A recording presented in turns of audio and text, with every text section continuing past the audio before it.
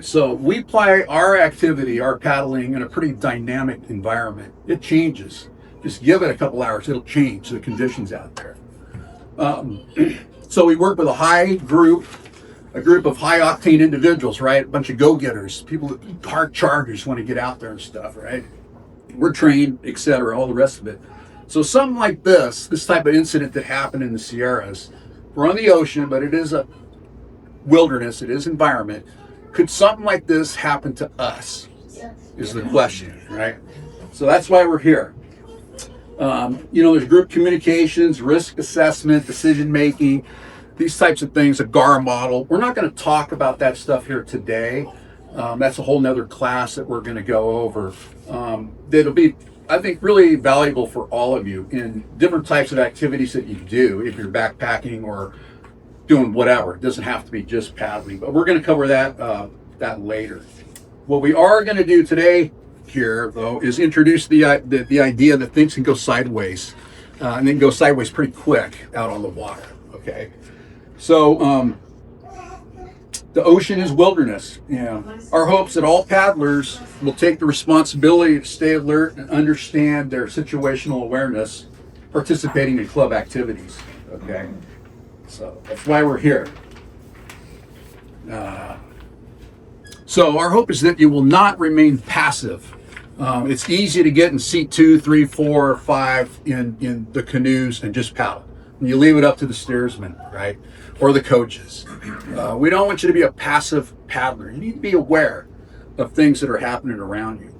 We want to take some of the responsibility, some of the load off of our steers people and our coaches. They are responsible for so much, and as a group, we can help them. Okay, so that's one of the things that we want to do here today. We can anticipate things, especially if we have an emergency. So we'd like you to take away some level of mental preparation should something happen out there. Sometimes just going through the thought process, like we're going to do here today, will help you. If we do huli in really bad conditions and something goes wrong, maybe somewhere in your brain it'll come back up that, hey, we talked about this. I kind of have an idea at least of what maybe we can do, okay, to correct it.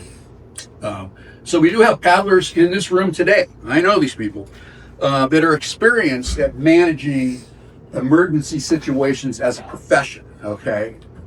We have other paddlers in here, again, with tons of experience in outrigger canoe paddling, and then others that can contribute in a lot of different ways. So it's a really good thing. We have a great group of people. So today what we're going to do is we're going to conduct tabletop-like scenarios. We're going to break into groups. We're going to give you each a scenario that we've come up with and give you about 5 minutes to come up with some answers. There's some specific questions that we have, and then we'll have somebody from that group come up and present their findings. And then what we're going to do is discuss it. And so Kim is the scribe. She'll be writing stuff down on the board. And so we'll be going over that. Yeah. I'll be big. Now, we do have the answers, but we had like 3 weeks to prepare the answers. So you guys get 5 minutes.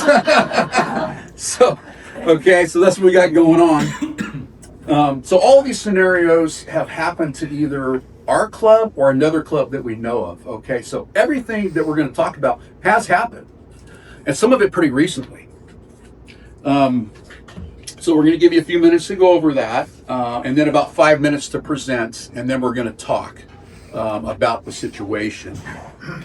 So each scenario also will have a specific topic that we're going to focus on as well. So be it weather or a medical or something like that. There's going to be something, we're going to get a little more detailed on what we're going to do. So specifically, here's the objectives for the training today. So the objectives provide this training exercise to motivate and install a greater sense of awareness and responsibility in the individual paddler so they can contribute to maintaining a high level of safety while participating in club paddling activities, okay? Our goals are going to be review the various mishaps that can and have happened. We're going to prepare the paddler to think proactively on how to mitigate risk, prepare the paddler on what to anticipate, and how to contribute resolving mishaps and emergencies that can occur on the water. And then we're going to review some specific techniques and options resolving situations and mishaps. And we'll probably have a little bit of time to go over, it'll probably be in there somehow, some of the club policies and required equipment. So that's what we're going to be doing. So at this point, what we're going to do is we have 5 scenarios. So we're going to break into groups. This could be a little bit of a cluster, but we'll try the best we can. Okay, here's our scenario. While on a morning training paddle towards the pier, an unexpected or stronger than predicted offshore Santa Ana wind suddenly develops. Winds are 25 knots from the northeast, gusts to 30, ground swell 2 feet every 10 seconds from west northwest. Wind chop 3 feet from the northeast. What are your actions? That's the question the thing asked. So,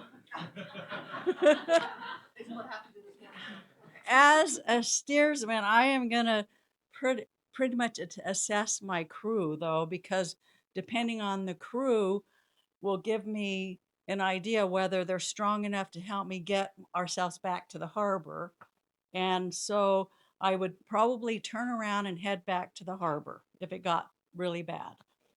And then the next question is, what other factors are there to consider?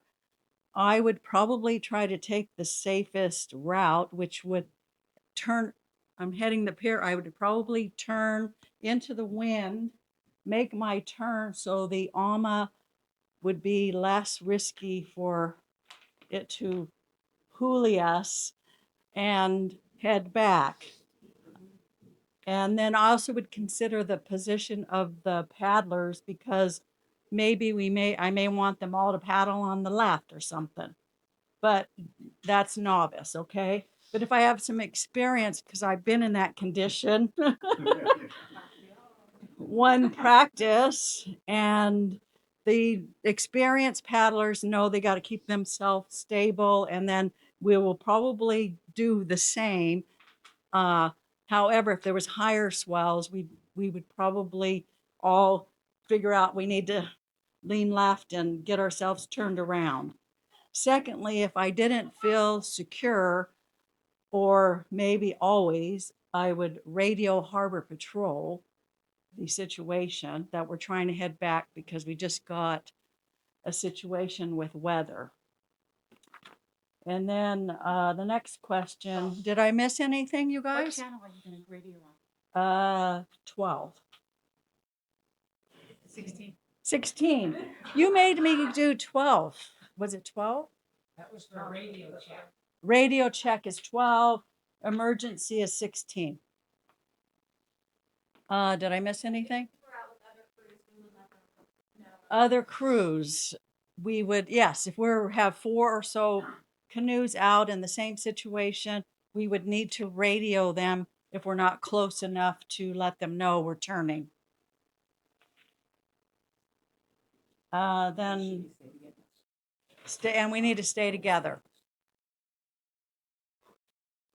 And then the last question is, what preventative measures could have been taken prior to going out? Check all weather apps. That's all I know to do. Ask if you, because the weather, everybody does different weather apps when I go out. So I'll look at mine and somebody else will look at theirs, and then we'll come together and go, what do you think we should do? I mean, that's what we do always when we go out. It's just standard practice. Right now, I don't just go out. So that's one of the preventative measures that I know of. It's called fetch. So the longer distance that the wind has to blow, the bigger the waves are going to build up. So the Santa Ana's right here, right offshore. Like today, we paddled around the seal buoy a few times. It's blowing pretty good. But the waves weren't that bad because we're pretty close to the shore. But you go out a mile, it's a whole different ball. So we can get on the horn and say, hey, we've got 4 boats out and we're turning and we're coming back in. The conditions have changed on us. And just give them a heads up. So you absolutely can do that. Should work. Yeah. You should. We should be broadcasting in general on 16 because Harbor Patrol might be busy with something. So in general, you're going to call on 16. You can call what's called a pon, which is basically an alert. Pon, pon. You know, Hokuloa, Outrigger, we have a situation, and it perks up everybody's ears are listening. Other mariners, Coast Guard. You've got the guys over here, Boat Safe, which are the tow trucks of the ocean. Okay, everybody monitors their radio. So that's what you want to do. Generally, you don't want to be conversing on 16, but sometimes you just have to. Just in the moment, trying to switch the radio and all the rest of that can be. We will tell you what channel to go to. Come on. Yeah. Well, I want to talk about that. The steersman's pretty busy. I really think it should be something like seat 5. We put it in C4. Yeah. So it's the steersmen have too much to do. They can't be on. So we'll talk. There's a couple scenarios where we're going to get more into that. Things we came up with: turn the canoe into the wind, of course. So if you're broadside to the wind, that's when bad things happen. Okay, if you can. During gusts, some of these gusts can boom, all of a sudden just hit you You really can hard. see it on the water coming at you. So just turn into it during a gust. If we're way out there, you could potentially have people put on their life jackets. That's the first thing the Coast Guard's going to ask you to do is don your life jackets. Put on your life jacket. And how do you do that? Well, all 6 people at the same time can't do it. Maybe one at a time, right? Everybody, you got to keep making way. You got to keep moving forward. The minute you stop paddling, you're screwed. So one person at a time could potentially put on a life jacket. So we have that. Talk about the radio. The thing is, when we do call, we want to let whoever answers, let them know our plan. We're paddling from, we're going to get close to shore, and then we're paddling along the shoreline back in. We want to make sure that when we return, that we call and say, hey, we're back, we're safe. We don't let people in. So close the distance to shore, we talked about that. If we're in a group, I really think that the strongest boat, sometimes it's easy to determine, should be in the rear. Okay? Because they're going to just take off, and then pretty soon we'll spread out. Try to stay close together if we can. And the strongest boat in the back, should something happen, they can maybe fish people out of the water or whatever. As far as communicating between boats in the Santa Ana, you're not going to be able to do it on the radio. It's going to be really hard. I think we need to come up with some kind of system, a signal system with the paddles. It's like, hey, we're turning. This is crazy. We're out here.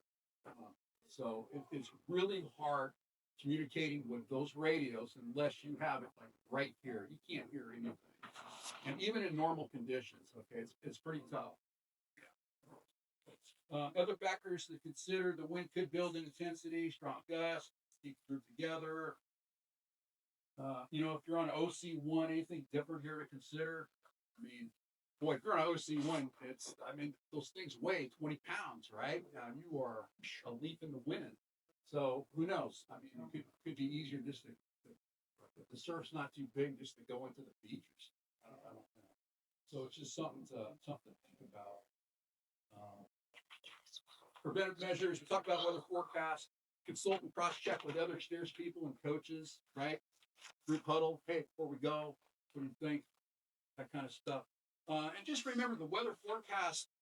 I believe them when they say the Santa Anas are going to blow. They will, but they can start sooner or later. They can be more intense or less.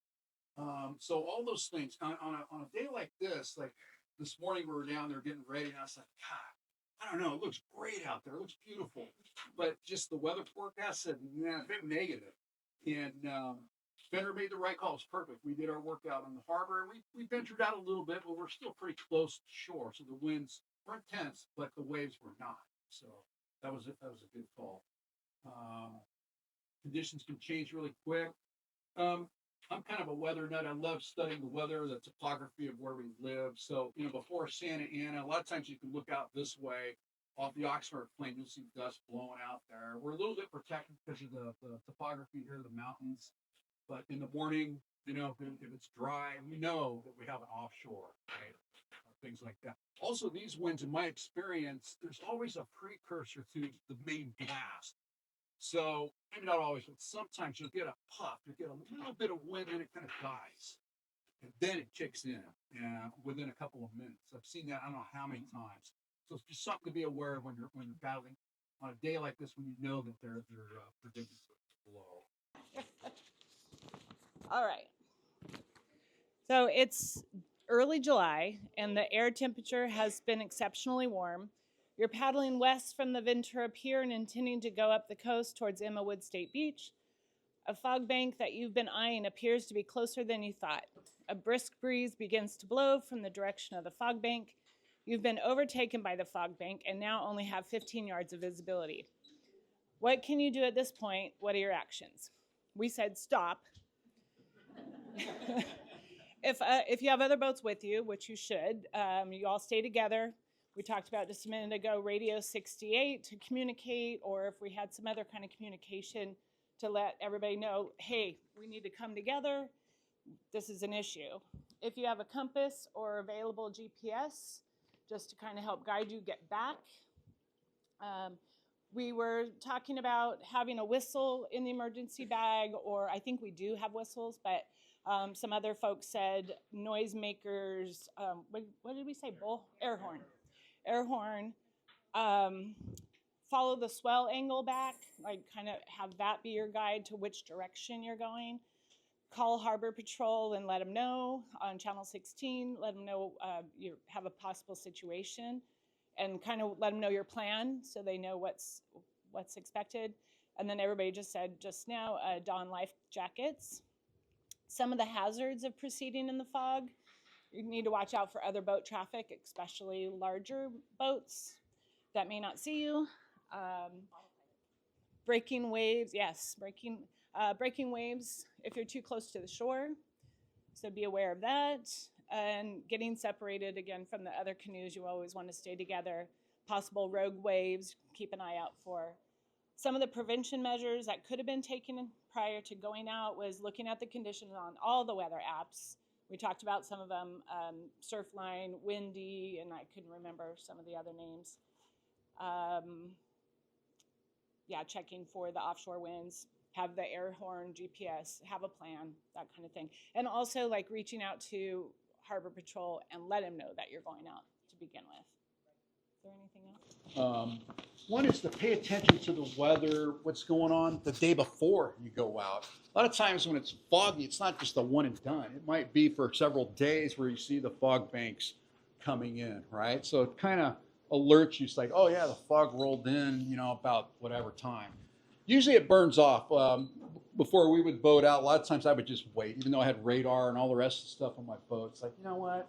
I'm just going to wait. At 10 o'clock, the fog, it lifts. Now, I know our workouts are early in the morning. Our scheduled workouts are at 7:30, so it can be pretty dense fog that early in the summertime, typically. But if you just wait a little bit, it'll lift, and you'll have better visibility.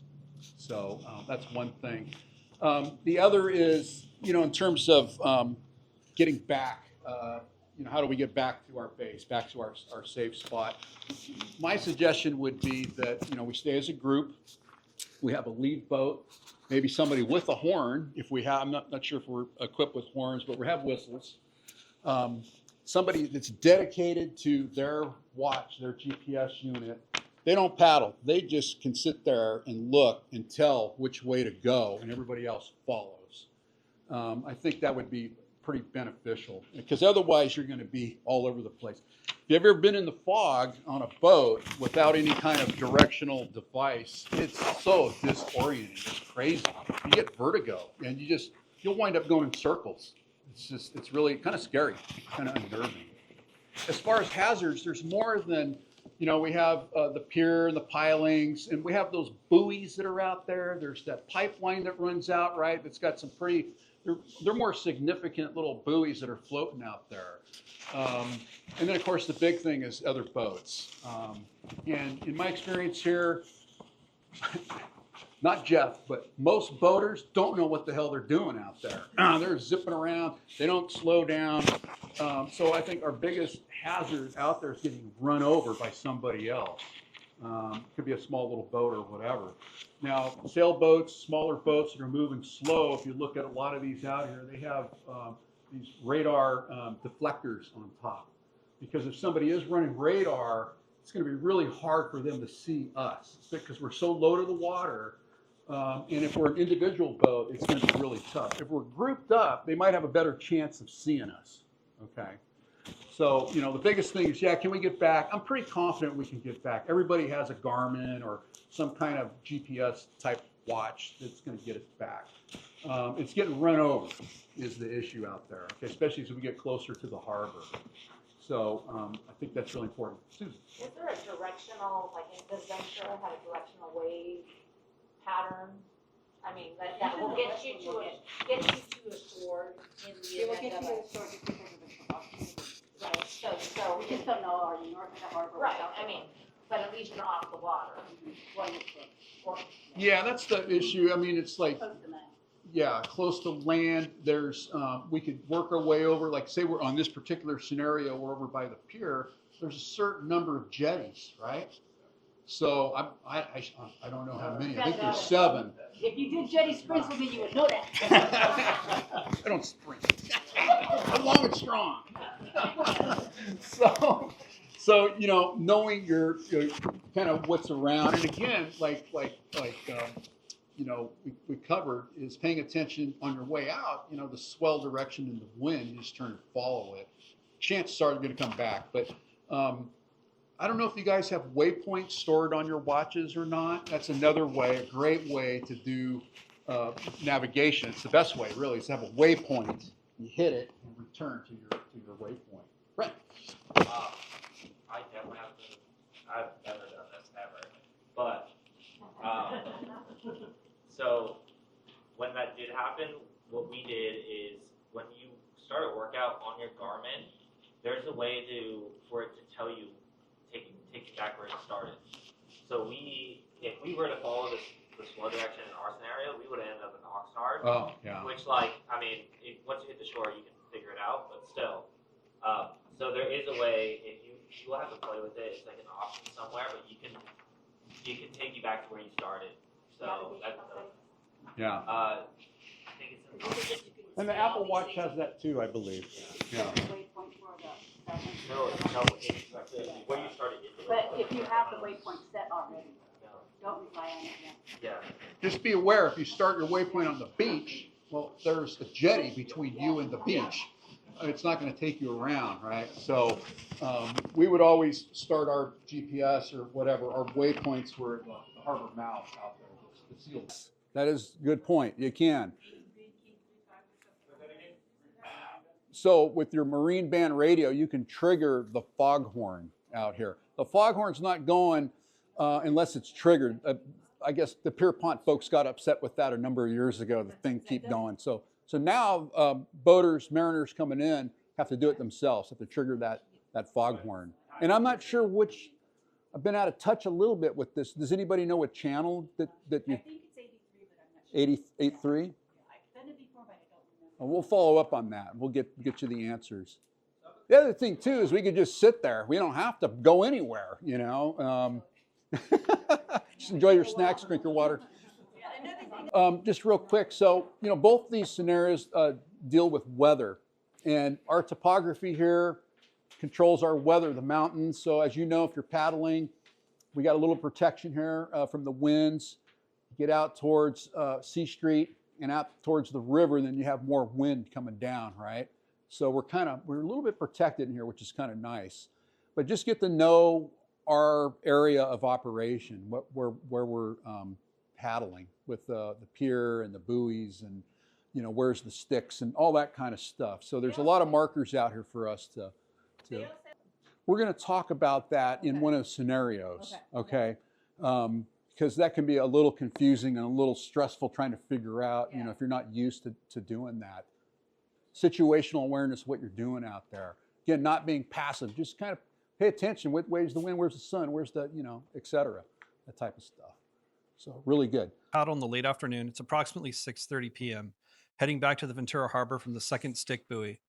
The water is 34 degrees, the air temperature is 55 degrees, and the wind is blowing from the west-northwest at about 5 to 7 knots, and there are small whitecaps developing. There's a nasty little chop that keeps popping your ama. One canoe hoolies. One person in that canoe cannot catch their breath and begins to hyperventilate in panic. the canoe has not been righted yet. Right, so actions for the crew. I'll try to do this in chronological order, but it may not be. First thing to do is for the captain to notify Harbor Patrol as soon as possible. In a scenario like this, one of the things that people run into problems with is they think that when dealing with a possible hypothermia situation, that it's something that happens post hoc or even close to post hoc, but it's actually, in terms of response time, important that that gets notified as fast as possible. The second thing you need to do is take care of the person hyperventilating, and that means putting a PFD on them. It's also important that the person that's helping them also has a PFD on. Get them as close to the canoe or into the boat as close as possible. And then, of course, you need to go through your protocol of uprighting the canoe. Factors to consider: water and air temps. Hypothermia, I just mentioned that. There's also, for those of us who've had lifeguard experience or have been around lifeguards, there's the struggling swimmer scenario, right? Where when you're dealing with somebody who's in that panic state, you need to make sure that they're not going to cause more harm and more risk by taking people down with them. And that includes a boat, right? If they get close to a boat, they can pull that boat over and you have two huli situations. And so when dealing with that person, you definitely need to take that into consideration and make sure they get calm as fast as possible, or at least allow them to get calm by doing what they do. And then I mentioned water air temps. What preventative measures could be taken? You always need to check wind and weather conditions. That includes water temperature. We tend to really focus on wind, the temperature outside, but water temp is extremely important as well. Make sure the crew has the appropriate ability and training. If you have a mixed novice expert group, maybe consider not going out to the second stick and coming back, right? Because you're going to have a completely different scenario there. One thing that my team, we didn't have time to talk about, but I also noticed when I was looking at the scenario is it's approximately 6:30 p.m. Certain times of the year, that's sunset or near sunset. So you need to make sure you have proper light indicators or flares in your canoe before going out. It's not something we tend to think about because we do a lot of daytime swims, but it's important to consider because you might be in the middle of the dark. Excellent. We have a huli.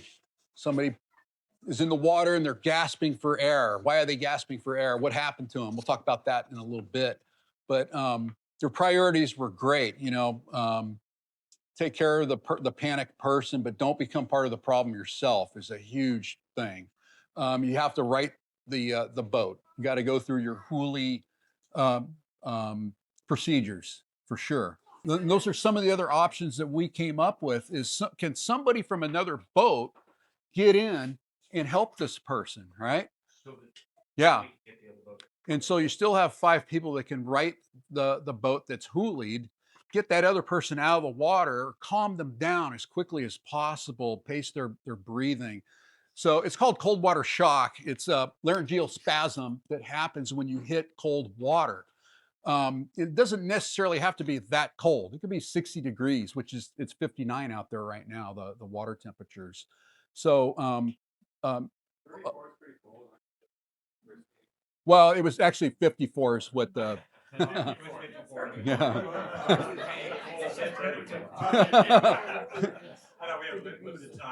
Yeah, which is pretty cold.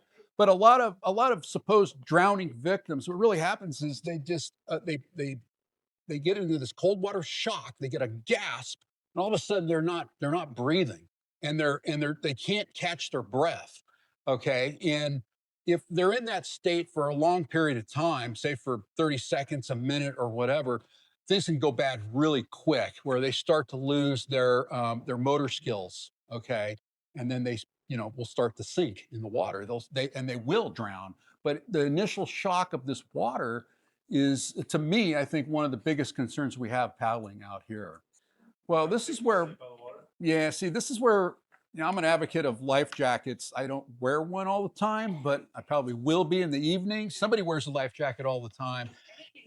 Yeah.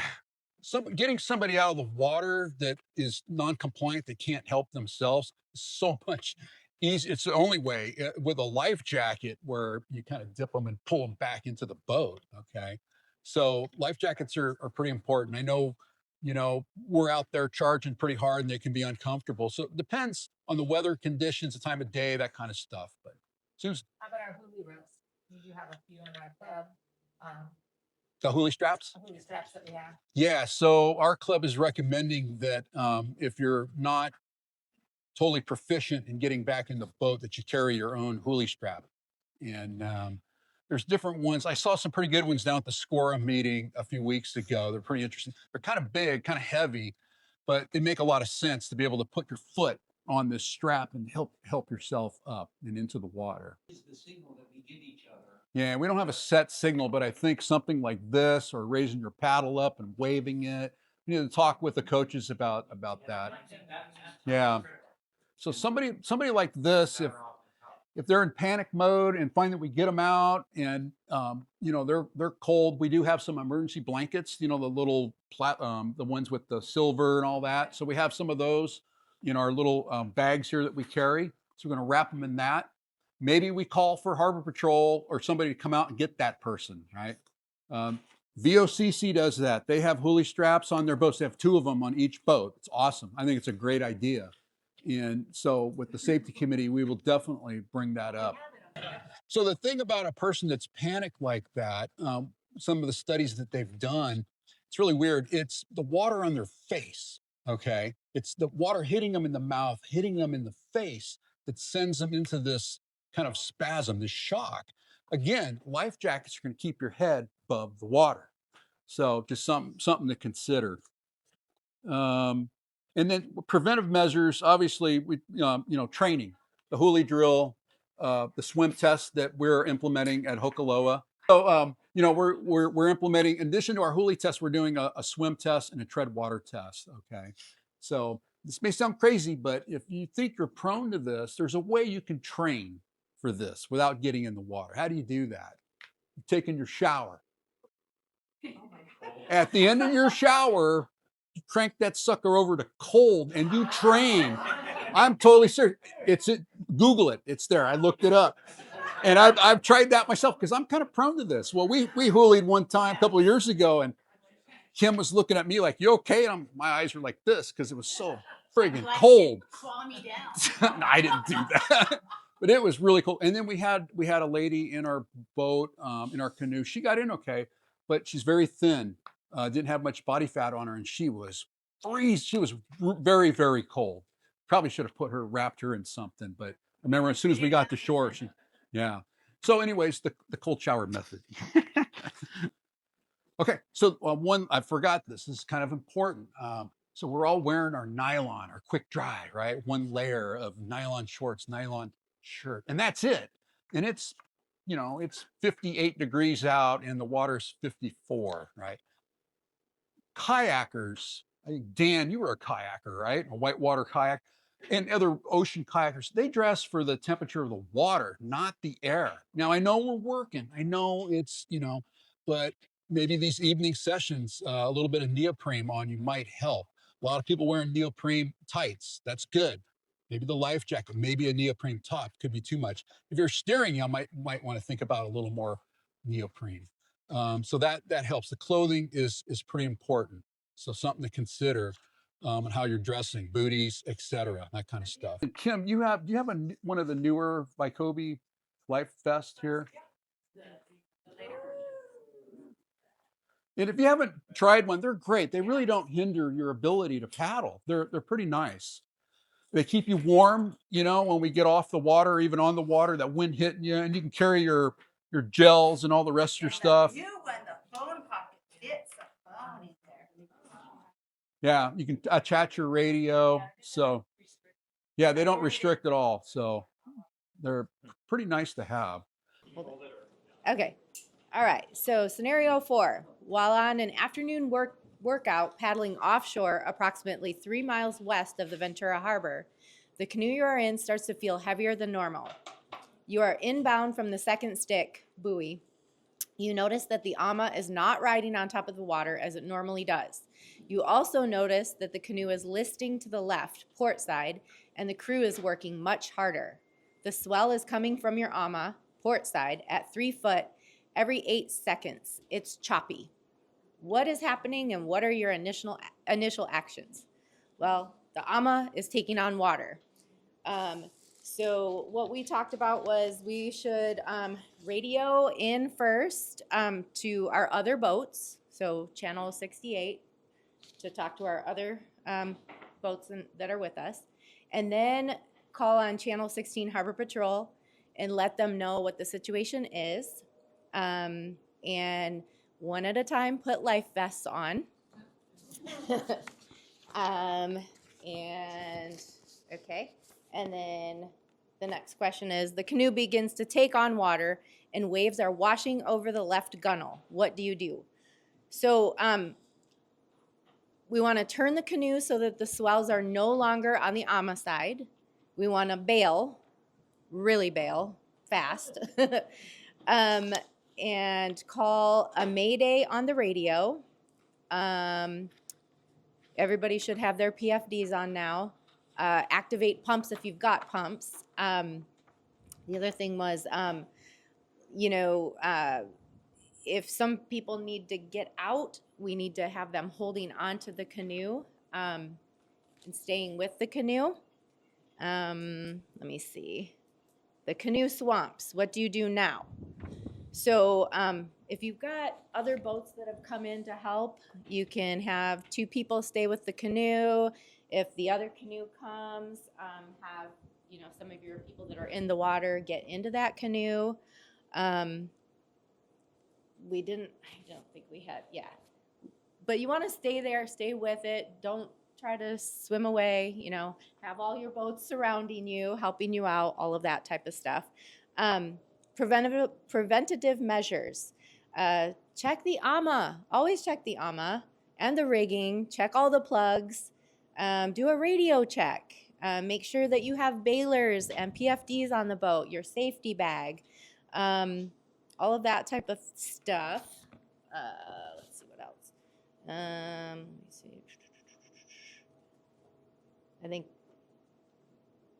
I think. And you know what? The other thing I want to say is we should probably always be radioing in before the start of practice to Harbor Patrol to say, hey, we're going to go to the second stick today. Just wanted to let you know, or we're going to the pier today, or Emma Wood, or whatever, like at the beginning before we even start. So, okay. That's one of the things we're going to start working on this year is, prior to going out, we're going to have like a sort of a group huddle with the coaches and the steers people to kind of, do the meet and greet, and they're going to very quickly kind of go over the float plan, communicate with Harbor Patrol, and kind of make an assessment while the rest of us are taking the canoes down there and getting everything ready. Those guys need to group up first. Yes, typically, yeah, because Harbor Patrol and Coast Guard are not in the towing business. Harbor Patrol might tow you a little ways. You see them bringing boats in and stuff like that, but it's going to be the towboat of the ocean out there. It's going to be the vessel assist guys. And just to let you know, if you're ever out and you're on your boat and it breaks and they come out and get you, if you're not a card-carrying member, it's like $900 just to get started. So it's pretty expensive. Does the club have a US? I don't think so. I don't think we do. Yeah, I don't think we do. We'll just eat that cost if something that serious happens, I would imagine. That's really good. You don't have to get an answer from them. Yeah. It's nice if you do, but you don't have to. So in this case, we're out there, the boat falls apart. When do we call for help? So initially, we're not taking on water yet, but the AMA is dragging. Maybe at that point, we do a pon or just a general, hey, Hokuloa, we're out 4 boats. We're having problems with one. We're making very slow headway, just to give you a heads up, and hopefully Harbor Patrol or the Coast Guard down at Channel Islands will pick that up. So you can always get people going, get them moving, and you can always turn them around if somehow it doesn't get any worse or you're doing okay at that point. You can turn people around. So a situation like this could get pretty ugly with a lot of people in the water. So I like the idea of getting them out of the water. That's a really good point. As far as towing a boat, I've towed a bunch of boats fully submerged, and it's really tough. Now, I don't even know how we would dewater a canoe that's totally full of, because we don't use our bilge pumps during practice, okay? We don't use our skirts, our spray skirts during practice. So those are other things to consider in terms of preventing something like this from happening. Also, accidents aren't just like a one-time thing. It's usually a series of events that lead up to something happening. Like this AMA, for instance, maybe just to speculate, there was a big storm and a bunch of water like we had this winter washed out from the Ventura River, and there's stuff floating around out there. And maybe at practice the day, by the time we finally get out there, we're paddling, and one of the boats hits something on their AMA. And they don't think anything of it. There's no apparent damage or whatever, right? Well, if those little things start adding up, and then maybe somebody didn't do a good inspection on the AMA, on the boat itself, the plugs and everything that's supposed to be in order, and stuff starts happening, the weather, et cetera, et cetera. So it's not like one thing that creates an accident or a mishap. It's usually a chain of events that lead to it. So probably in the middle of the boat somewhere, between the two Yakus and yeah, it's tough. Yeah. It's just heavy. Yeah, that's true. So Jeff made a great point. Again, we practice our huli drills. Part of that is when we flip the boat back over to try to drain that water out. So that might buy us more time. Yeah. Exactly. Just get in there, and we're already wet, right? Whoever, the crew can do that and buy more time. Okay, so while on a training paddle in the late afternoon, approximately 2 miles west of Ventura Harbor entrance, a male paddler suddenly experiences severe chest pain. The pain is consistent with a cardiac event. Sea conditions are slight wind chop, long period swell from the northwest, and cold air temperature. So your initial actions would be to call on 16, tell them what's going on, where we are, and what our plan is. Our priorities would be to monitor the paddler. We're assuming you're in an OC6, so you could lay them across. We were thinking like between seat 3 and 4, lay them flat, and check pulse. If you need start CPR. Lay back against. So you can either, if that doesn't work, you can also lay them back against the seat, and that will give them a little bit more help. We have the emergency blankets inside of those bags, and you can wrap them around if they start getting cold. You could also wrap a life jacket around their head to hold them more secure into the boat. How you organize your crew and what should you consider. So make sure you have a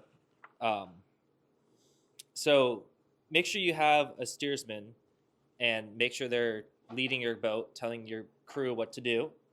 Try to make sure to keep your boat into the wind so you're not getting side chopped, and especially if you huli, that's definitely a bad thing. You should be anticipating them losing a pulse and starting CPR, so get them ready if that were to happen. Wait for Harbor Patrol or Coast Guard or whoever to come over and help assist you. Some preventative things that you could do is make sure if anybody has a known heart condition, make sure to tell at least your steersman of the day of your condition. Another thing is if they have medication, bring the medication on the boat. I mean, we have dry bags, and also wearing a life jacket. Stuff happens, so if you need to wear a life jacket, that's the best course of action. I would like to add that if you have to have meds, keep it on you. Keep it on you. Don't put it in those. I use my little gummies.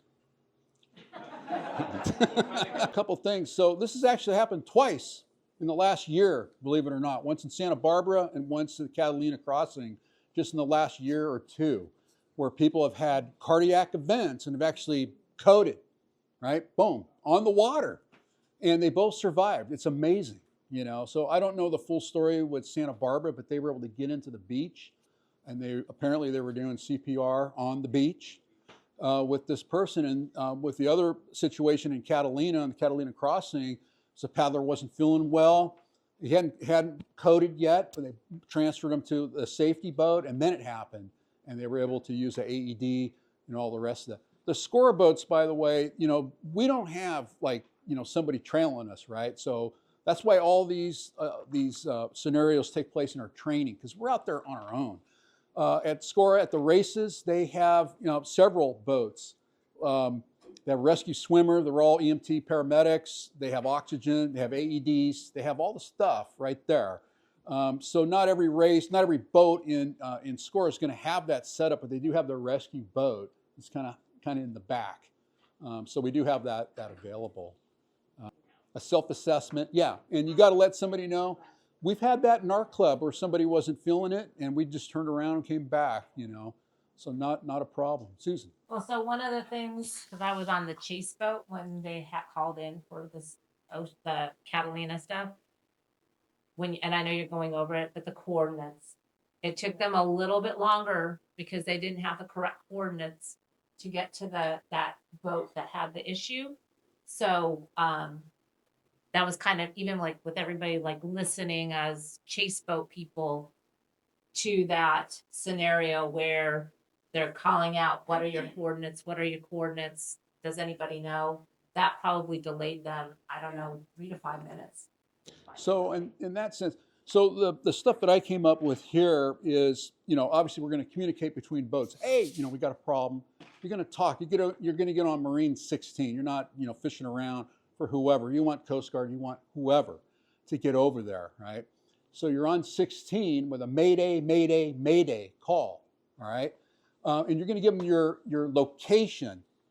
Even if you don't have, if you're not set up yet with your Latin long, just give them approximate. We're approximately 2 miles northwest of Ventura Harbor. We're approximately, 1 mile. You know, we're between the harbor and the pier. Just giving them approximate at first. So that's really important. The Latin long we want, and as we get more organized in helping this person, then we can get somebody to give the Latin long. So basically, you want to tell them where you're at. That's the most important thing first, because they can get started. If you have a Mayday, you know, and then we can follow up with the other information that they're going to need. Like, what do you need? You know, we need help. We need a medic. We need a paramedic. We have a person, you know, who are you? Okay. Hokuloa, Outrigger Canoe Club. That's a mouthful, you know.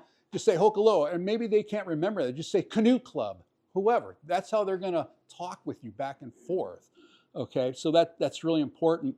You want to tell them what's going on, explain the situation. You know, we have a guy, you know, whatever, having severe chest pain. What do you need? Again, what do we need? We need an EMT. We need a paramedic. We need oxygen. What are you doing? What are we doing right now? We want to communicate that to the Coast Guard. Okay, we're stabilizing. We've stopped paddling. We're trying to help this person. That's what we're doing. So when people do respond, there's a couple things that we can do to help them find us quicker. One is the use of signaling devices, flare guns. We have flare guns in our boats now.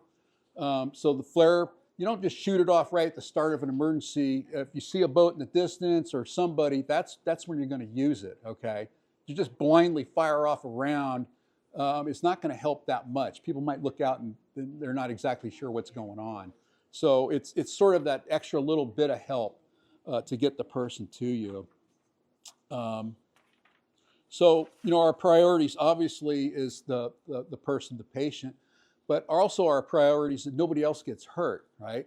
So, you know, it's really important. We need to kind of stop and think about what we're doing.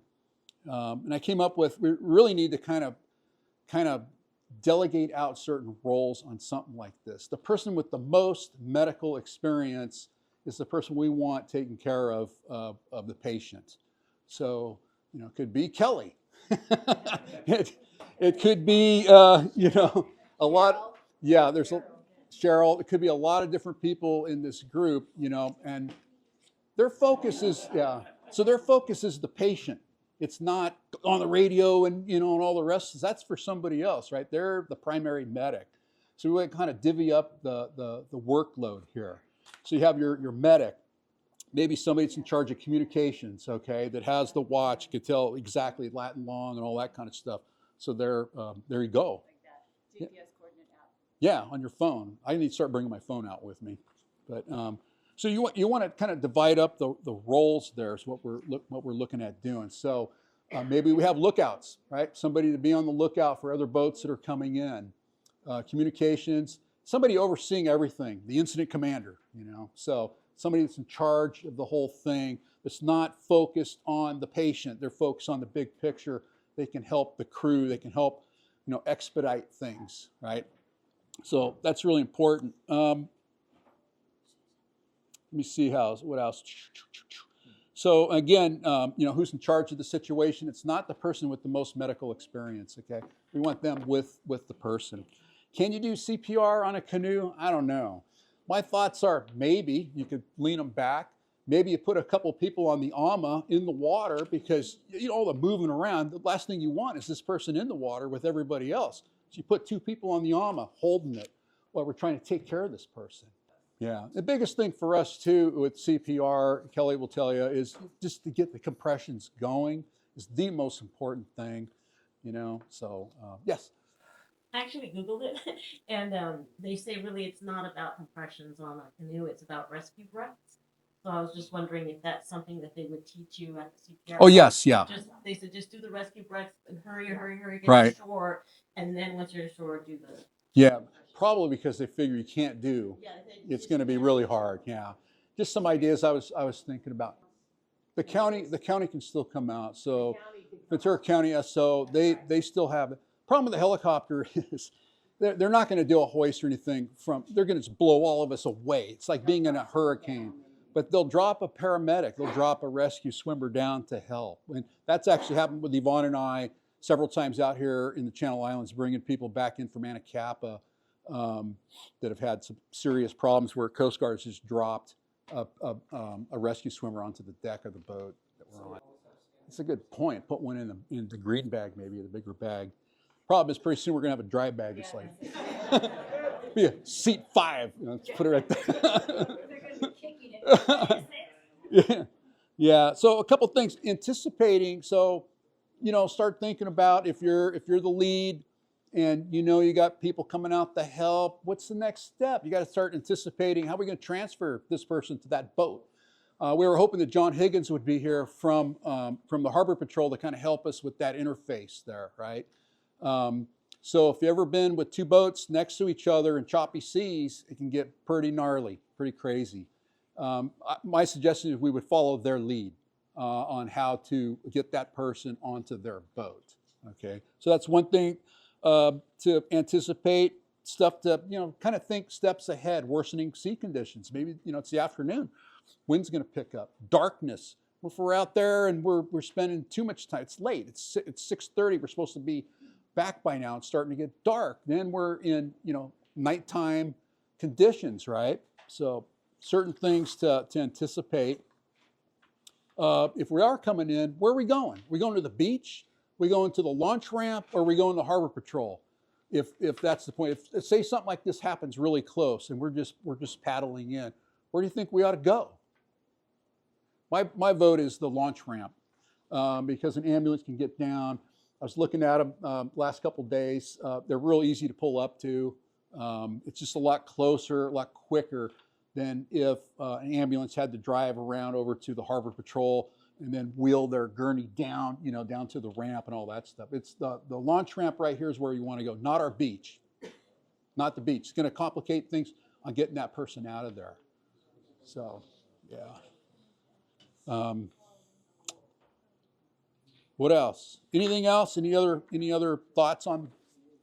Medical stuff happens. It doesn't necessarily have to be a cardiac event. It could be whatever. And cardiac events don't always present like the classic chest pain. It could be something else going on too. So, well, I think we're out of time. So I got a couple things here to just conclude.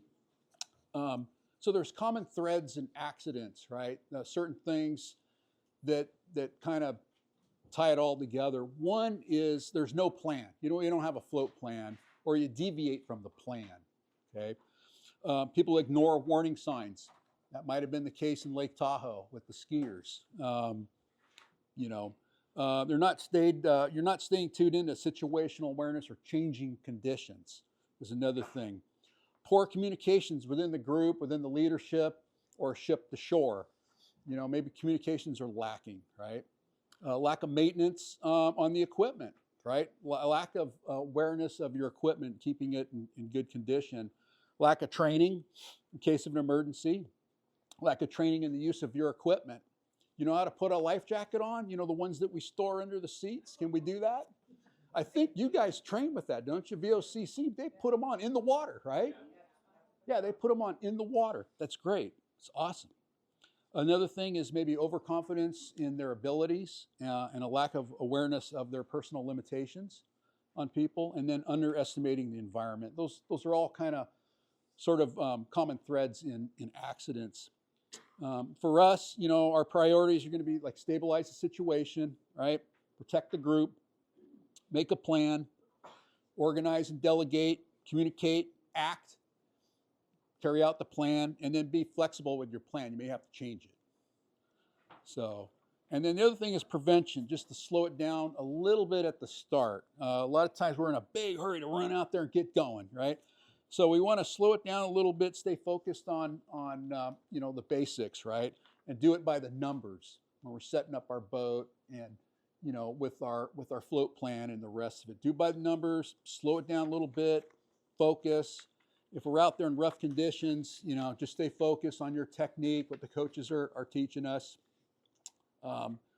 So it's teamwork, individual responsibilities. We're going to be paddling in challenging conditions sometimes. That's how we get better. And so, it doesn't mean it's particularly dangerous, but you just need to be, consider and be mindful of your situation, right? So to improve and to become better paddlers, we have to challenge ourselves. And a big part of that, to be comfortable with that, is set yourself up with a mentor, somebody that knows what they're doing, especially on the OC1s. Jennifer. I was reminded by something on that.